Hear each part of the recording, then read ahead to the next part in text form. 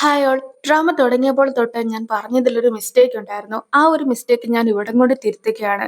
അതായത് നമ്മൾ ഇതിലെ പ്രേതത്തിനെ 8 കാലുള്ള പ്രേതം എന്നായിരുന്നു പറഞ്ഞിട്ടുണ്ടായിരുന്നത്. പ്രേതത്തെ ആദ്യമായിട്ട് കാണിച്ചപ്പോൾ തൊട്ട് എനിക്കൊരു ഡൗട്ട് ഉണ്ടായിരുന്നു, ഇത് 8 കാലുള്ള പ്രേതം എങ്ങനെയാണ് ആവുന്നതെന്ന്. പക്ഷെ ഇപ്പോഴാണ് എനിക്ക് ശരിക്കും മനസ്സിലായത്, 8 കാലുള്ള പ്രേതം എന്നായിരുന്നില്ല, മറിച്ച് 8 അടി പൊക്കമുള്ള പ്രേതം എന്നായിരുന്നു. അതുകൊണ്ട് തന്നെ ഇനി നമ്മൾ 8 അടി പ്രേതം എന്ന് പറഞ്ഞ് ഡ്രാമ കണ്ടിന്യൂ ചെയ്യുന്നതായിരിക്കും. 8 അടി പ്രേതത്തെ പിടിച്ചു നിർത്തുവാനായിട്ട് ഗംഗോരിയും തന്റെ സർവ്വശക്തിയും ഉപയോഗിക്കുന്നുണ്ടെങ്കിൽ പോലും മറ്റൊരിടത്ത് കണ്ണ് കാണാത്ത മന്ത്രവാദവും മറ്റുമൊക്കെ ചെയ്യുന്നത് കൊണ്ട് തന്നെ അതിന്റെ ഒരു പവർ കൂടി ഈ ഒരു പ്രേതത്തിലുണ്ടായിരുന്നു. ഗംഗോരി പരാജയപ്പെട്ടത് കണ്ടിട്ടുണ്ടായിരുന്ന യൂറിയും ഗംഗോരിയുടെ ഉള്ളിലുള്ള ആ ഒരു പേള് കൊണ്ട് മാത്രം ഒരിക്കലും പ്രേതത്തെ തടഞ്ഞു നിർത്തുവാനായിട്ട് സാധിക്കുകയില്ല എന്ന സത്യം മനസ്സിലാക്കുകയാണ്. മന്ത്രം എഴുതിയിട്ടുണ്ടായിരുന്ന നെറ്റ് കീറുന്ന 8 അടി പ്രേതവും ഇപ്പോൾ തന്റെ കൈ പുറത്തേക്കിട്ടതിനു ശേഷം കങ്ചോരയുടെ കഴുത്തിലും ബലമായി പിടിക്കുകയാണ്. യൂറിയും കയ്യിലുണ്ടായിരുന്ന ഗ്ലാസിന്റെ നേർക്ക് ഒരു മെഴുകുതിരി വെച്ച് കഴിയുമ്പോഴത്തേക്കും ആ ഗ്ലാസ്സിൽ എഴുതിയിട്ടുണ്ടായിരുന്ന മന്ത്രം ഈ ഒരു നെറ്റിന്റെ മുകളിലേക്ക് പതിയുകയും പ്രേതത്തിന് തന്റെ ശക്തികൾ നഷ്ടപ്പെടുകയും ചെയ്യുന്നു. രാജാവും കയ്യിലുണ്ടായിരുന്ന കോസ്റ്റ്ബെയിൻ സ്റ്റോൺ കൊണ്ടുണ്ടാക്കിയ ലെൻസ് ഉപയോഗിച്ചുകൊണ്ട് ആ ഒരു പ്രേതത്തെ തടഞ്ഞു നിർത്തുകയും ഈ ഒരു സമയത്ത് കങ്ചോരി തന്റെ ശക്തി പ്രയോഗിക്കുകയും ചെയ്യുന്നു. അങ്ങനെ ആ ഒരു പ്രേതം അവിടെ നിന്നും അപ്രത്യക്ഷനാവുകയാണ്. താനും ഒരുപാട് മന്ത്രവാദവും മറ്റുമൊക്കെ ചൊല്ലിയിട്ടുണ്ടായിരുന്നെങ്കിലും തന്നെ എല്ലാ തവണയും തോൽപ്പിക്കുന്ന കൊട്ടാരത്തിലുള്ള ആ ഒരു വ്യക്തി ആരാണെന്നൊക്കെ ചോദിച്ചുകൊണ്ട് കണ്ണ് കാണാത്ത മന്ത്രവാദിയും ഇരിക്കുന്നു. മന്ത്രവാദി രാജകുമാരൻ ഇരിക്കുന്ന റൂമിന്റെ വെളിയിൽ ഒരു പേപ്പർ ഒട്ടിക്കണമെന്നൊക്കെ പറഞ്ഞ് ഒരാളെ പറഞ്ഞയച്ചിട്ടുണ്ടായിരുന്നല്ലോ. അയാളും പുറത്തേക്ക് ഇറങ്ങി വരുമ്പോഴത്തേക്കും പടയാളികളുടെ കണ്ണിൽ പെടുകയാണ്. എങ്കിൽ പോലും പടയാളികളുടെ അടുത്ത് ഫൈറ്റ് ചെയ്ത് അയാൾ ഓടി രക്ഷപ്പെടുന്നു. രാജ്ഞിയുടെ കീഴിൽ വർക്ക് ചെയ്യുന്ന കോട്ടലയുടെയും രാജാവിന്റെ വൈഫിന്റെ ജോലിക്കാരിക്ക് കുറച്ച് പണവും മറ്റുമൊക്കെ കൊടുക്കുകയാണ്. അങ്ങനെ പണം കൊടുക്കുന്നത് വഴി ഒരു രഹസ്യവും കണ്ടെത്തുന്നു. അതായത് രാജാവിന്റെ വൈഫ് ഇപ്പോൾ പ്രഗ്നന്റ് ആണ്. എങ്കിൽ പോലും ആ ഒരു പ്രഗ്നൻസി വളരെ രഹസ്യമാക്കിയൊക്കെ വെച്ചിരിക്കുകയാണ്. കൊട്ടാരത്തിലെ ഡോക്ടേഴ്സിന് പോലും ആ ഒരു കാര്യമൊന്നും അറിയിക്കില്ല. കൂടാതെ പണ്ട് രാജകുമാരനെ ഗർഭിണിയായിരുന്ന സമയത്ത് കഴിച്ചുകൊണ്ടിരുന്ന അതേ മരുന്നൊക്കെയാണ് ഇപ്പോൾ രാജാവിന്റെ വൈഫും വെളിയിൽ നിന്നും മേടിച്ച് കഴിക്കുന്നത്. അതായത് കൊട്ടാരത്തിലുള്ള മറ്റാരും തന്നെ ഈ ഒരു വിവരം അറിയാതെ ഇരിക്കുവാനായിട്ടാണ് ഇങ്ങനെയുള്ള കാര്യങ്ങളെല്ലാം തന്നെ രാജാവിന്റെ വൈഫും ചെയ്യുന്നത്. എനിക്ക് എന്റെ മകനെ നഷ്ടപ്പെട്ടിരിക്കുകയാണ്. ഈ ഒരു സമയത്ത് രാജാവിന്റെ വൈഫ് പ്രഗ്നന്റ് ആണെന്ന് കേൾക്കുവാനായിട്ട് പോലും ഞാൻ ആഗ്രഹിക്കുന്നില്ല. അതുകൊണ്ട് തന്നെ എത്രയും വേഗം കണ്ണു കാണാത്ത മന്ത്രവാദിയെ വിളിച്ചു വരുത്തണം. അയാൾ എത്രത്തോളം ദുഷ്ടനാണെന്ന് പറഞ്ഞിട്ടുണ്ടെങ്കിലും എനിക്കിതൊന്നും സഹിക്കുവാനായിട്ട് സാധിക്കാത്തത് കൊണ്ട് തന്നെ അയാളുടെ ഹെൽപ്പ് ഇപ്പോൾ എനിക്ക് ആവശ്യമായിട്ടുണ്ട് എന്ന രീതിക്കാണ് രാജ്ഞിയും സർവന്റിന്റെ അടുത്തായിട്ട് പറയുന്നത്. രാജകുമാരനുള്ള സ്ഥലത്തേക്ക് അതിക്രമിച്ചെത്തിയിട്ടുണ്ടായിരുന്ന ആളെ കിട്ടിയില്ലെങ്കിൽ പോലും അയാളുടെ ഒരു രേഖാചിത്രമൊക്കെ ഇപ്പോൾ വരച്ചു വെച്ചിരിക്കുകയാണ്. മാത്രമല്ല അയാൾ ഭിത്തിയിൽ ഒട്ടിച്ചിട്ട് പോയിട്ടുണ്ടായിരുന്ന പേപ്പറും ഇപ്പോൾ രാജാവിന് കിട്ടിക്കഴിഞ്ഞിരിക്കുന്നു. യൂറിയും ഒരുപാട് ക്രമീകരണങ്ങളൊക്കെ നടത്തി കഴിഞ്ഞിരിക്കുകയാണ്. അതായത് രാജകുമാരന്റെ അടുത്തേക്ക് വീണ്ടും പ്രേതം വരുവാനായിട്ട് നോക്കുകയാണെങ്കിൽ രാജകുമാരന് ചുറ്റും കെട്ടിയിട്ടുള്ള ഒരു നെറ്റില് ആ പ്രേതം കുടുങ്ങുന്നതായിരിക്കും. കൂടാതെ അതിനടുത്ത് വെച്ചിട്ടുള്ള ബെല്ലൊക്കെ അടിച്ചിട്ട് പ്രേതം വന്നിട്ടുണ്ടെന്നുള്ള കാര്യം നമ്മളെയും അറിയിക്കുന്നതാണ്. സോ നിലവിൽ രാജകുമാരൻ ഇപ്പോൾ സേഫ് ആണെന്നുള്ള രീതിക്കാണ് യൂറി സംസാരിക്കുന്നത്. രാജാവും ഇപ്പോൾ തന്റെ ഉള്ളിലുണ്ടായിരുന്ന കുറച്ച് ചോദ്യങ്ങൾ യൂറിയുടെ അടുത്തായിട്ടും ചോദിക്കുന്നു. അതായത് എന്റെ കയ്യിലുള്ള കണ്ണടയുടെ ഈ ഒരു ലെൻസ് ഒക്കെ എടുത്തുകൊണ്ടല്ലേ നീ ഒരു ദിവസം പോയിട്ടുണ്ടായിരുന്നത്? കൂടാതെ ഈ ലെൻസ് എപ്പോഴും കയ്യിൽ വെക്കുകയാണെങ്കിൽ പ്രേതം എന്നെ അപ്രോച്ച് ചെയ്യുകയില്ല എന്ന് നീ പറഞ്ഞു. അതുകൊണ്ട് തന്നെ ഈ ലെൻസിന് എന്താണ് ഇത്രയ്ക്ക് പ്രത്യേകത എന്ന് രാജാവും ചോദിക്കുന്നു. ഡ്രാഗൺ കിങ്ങിന്റെ പവേഴ്സ് ഉള്ള ഗോസ്റ്റ്ബെയിൻ സ്റ്റോൺ ആണ് നിങ്ങളുടെ കയ്യിലിരിക്കുന്ന ഈ ഒരു ലെൻസ്. അതുകൊണ്ട് തന്നെ ഒരു പ്രേതവും നിങ്ങളുടെ അടുത്തേക്ക് പോലും വരികയില്ല. പക്ഷേ ഈ ഒരു സ്റ്റോൺ നിങ്ങൾക്ക് എവിടെ നിന്നുമാണ് കിട്ടിയതെന്ന് യൂറിയും രാജാവിന്റെ അടുത്തായിട്ട് ചോദിക്കുന്നു.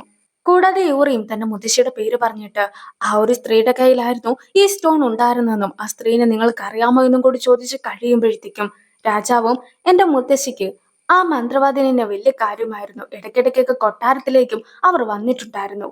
അവർ തന്നെ ആയിരുന്നു എനിക്ക് ഈ ഒരു സ്റ്റോൺ തന്നിട്ടുണ്ടായിരുന്നതും. അവരെന്നെ ഒരുപാട് കാര്യമായിട്ടായിരുന്നു നോക്കിയത്. അതുകൊണ്ട് തന്നെ ഞാനും അവരുടെ ഓർമ്മയ്ക്ക് വേണ്ടിയിട്ട് ഈ സ്റ്റോൺ കൊണ്ടാണ് ലെൻസ് ഉണ്ടാക്കിയതെന്നൊക്കെ പറഞ്ഞുകൊണ്ട് രാജാവും ഇരിക്കുന്നു. കൂടാതെ എങ്ങനെയാണ് നിനക്ക് അവരെ അറിയാവുന്നതെന്ന് യൂറിയുടെ അടുത്തായിട്ട് രാജാവ് ചോദിക്കുമ്പോഴത്തേക്കും യൂറിയും ആ സ്ത്രീ ആയിരുന്നു തന്റെ മുത്തശ്ശിയെന്ന് തുറന്നു പറയുകയാണ്. യൂറിയും അവിടെ നിന്നും ഇറങ്ങുന്ന സമയത്ത് എന്റെ മുത്തശ്ശി ഇവിടെ വന്നിട്ടുണ്ടായിരുന്നു. മുത്തശ്ശി തന്നെ ആയിരുന്നു രാജാവിന് കോസ്റ്റ്ബെയിൻ സ്റ്റോൺ നൽകിയിട്ടുണ്ടായിരുന്നതും. അങ്ങനെയിരിക്കെ 8 അടി പ്രേതത്തിന് രാജവംശത്തിന്റെ അടുത്ത് പ്രതികാരം ചെയ്യുവാനായിട്ടുള്ള പകയുണ്ടെന്നുള്ള കാര്യം എങ്ങനെയായിരിക്കും മുത്തശ്ശി മനസ്സിലാക്കിയിട്ടുണ്ടാവുക എന്നൊക്കെ അവളും ഓർക്കുന്നു. പണ്ട് രാജാവ് ചെറുപ്പമായിരിക്കുന്ന സമയത്ത് യൂറിയുടെ മുത്തശ്ശി രാജാവിന് കോസ്റ്റ്ബെയിൻ സ്റ്റോൺ നൽകിയിട്ട് ഈ ഒരു സ്റ്റോൺ നിന്റെ കയ്യിൽ തന്നെ ഇരിക്കട്ടെ, എനിക്ക് നിനക്ക് വേണ്ടി ഇത് മാത്രമേ ചെയ്തു തരുവാനായിട്ട് സാധിക്കുകയുള്ളൂ, കൂടാതെ ഇത് നിന്നെ പ്രൊട്ടക്ട് ചെയ്യുന്നതായിരിക്കുമെന്നൊക്കെ പറഞ്ഞിട്ടുണ്ടായിരുന്നതിനെ കുറിച്ച് ഇപ്പോൾ രാജാവും ഓർക്കുകയാണ്.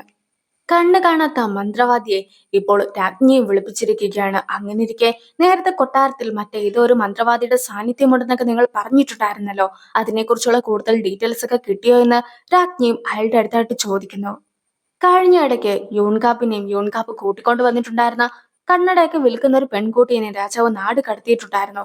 പിന്നീട് രാജാവ് തന്നെ അവരെ തിരിച്ച് കൊട്ടാരത്തിലേക്കും കൂട്ടിക്കൊണ്ടുവന്നു. കൂടാതെ തേരെ അവൾ രാജാവിനെ കാണുവാനായിട്ട് പോകുന്നുണ്ട്. അതുകൊണ്ട് തന്നെ അവൾ ഒരു മന്ത്രവാദിനി ആയിരിക്കുമെന്നൊരു സംശയം തനിക്കുണ്ട് എന്ന് മന്ത്രവാദിയുടെ ജോലിക്കാരൻ പറഞ്ഞതിനെ കുറിച്ച് ഇപ്പോൾ കണ്ണു കാണാത്ത മന്ത്രവാദിയും ഓർത്തു നോക്കുകയാണ്. എങ്കിൽ പോലും ശരിക്കും അവളൊരു മന്ത്രവാദിനിയാണോ അല്ലയോ എന്നൊന്നും അറിയത്തില്ലാത്തത് കൊണ്ട് തന്നെ അതിനെക്കുറിച്ചുള്ള കൂടുതൽ ഡീറ്റെയിൽസ് ഒക്കെ കണ്ടെത്തിയതിനു ശേഷം മാത്രം രാജ്ഞിയുടെ അടുത്ത് വിവരം അറിയിച്ചാൽ മതി എന്ന രീതിക്കാണ് അയാളും ഓർക്കുന്നത്.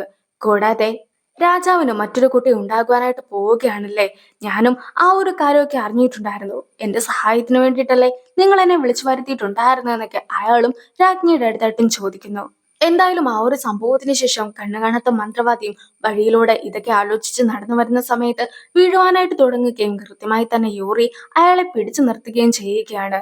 മാത്രല്ല അവളുടെ സംസാരം കേൾക്കുമ്പോഴത്തേക്കും സാധാരണഗതിക്കുള്ള കൊട്ടാരത്തിലെ ഒരു ജോലിക്കാരി അല്ല അവളെന്ന് മനസ്സിലാക്കിയിട്ടുണ്ടായിരുന്ന അയാളും അവളോട് കൂടുതൽ ഡീറ്റെയിൽസ് ഒക്കെ ചോദിക്കുമ്പോഴത്തേക്കുമാണ് താൻ ഇത്രയും നേരം തേടി നടന്നിട്ടുണ്ടായിരുന്ന കണ്ണട വിൽക്കുന്ന യൂറി എന്ന പെൺകുട്ടിയാണ് തന്റെ മുമ്പിൽ ഉള്ളതെന്ന സത്യം അയാൾ മനസ്സിലാക്കുന്നത്. എന്തായാലും യൂറിയുടെ പ്രസൻസ് കൊണ്ട് തന്നെ അവളും ഒരു മന്ത്രവാദിനിയാണെന്നുള്ള സംശയം അയാൾക്കും ബലപ്പെടുകയാണ്. രാജാവിന് ഇനി ഉണ്ടാകുവാനായിട്ട് പോകുന്ന കുട്ടീനെ എട്ടടി പ്രേതത്തിന് ബലി കൊടുക്കുവാനായിട്ടുള്ള തയ്യാറെടുപ്പിലാണ് കണ്ണ് കാണാത്ത മന്ത്രവാദിയും ഉള്ളത്. അതിനുവേണ്ടിയുള്ള മന്ത്രവാദവും അയാൾ തുടങ്ങുന്നു.